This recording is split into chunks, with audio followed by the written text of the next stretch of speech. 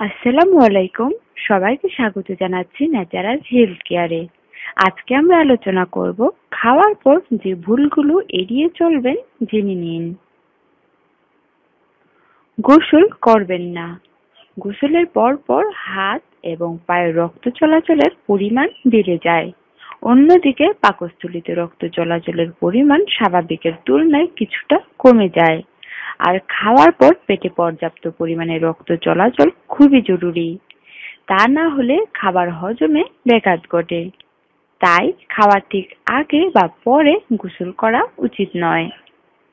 ধূমপান।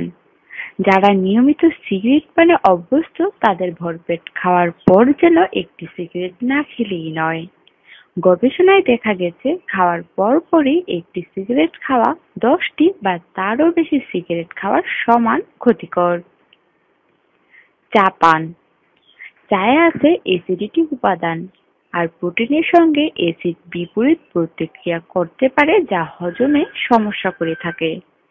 অনেকে সকালে ঘুম থেকে উঠে নাস্তার আগে চা পানে অভ্যস্ত, তবে এই অভ্যাস যত দ্রুত সম্ভব ত্যাগ করা উচিত। বরং খাওয়ার অন্তত 1 ঘন্টা পর চা পান করা উচিত।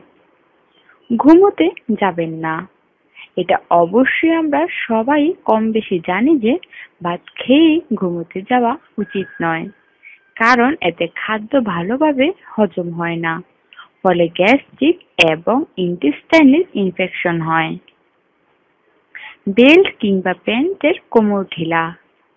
বেল্ট কিংবা প্যান্টের কোমর ঢিলা করবেন না। খাবার পরপরই বেল্ট কিংবা প্যান্টের কোমর লুজ করলে অতি সহজেই বেঁকে যেতে পারে, পেঁচিয়ে যেতে পারে অথবা ব্লক হয়ে যাওয়ার মতো ঘটনাও ঘটতে পারে, যাকে বলে ইন্টেস্টাইনাল অবস্ট্রাকশন।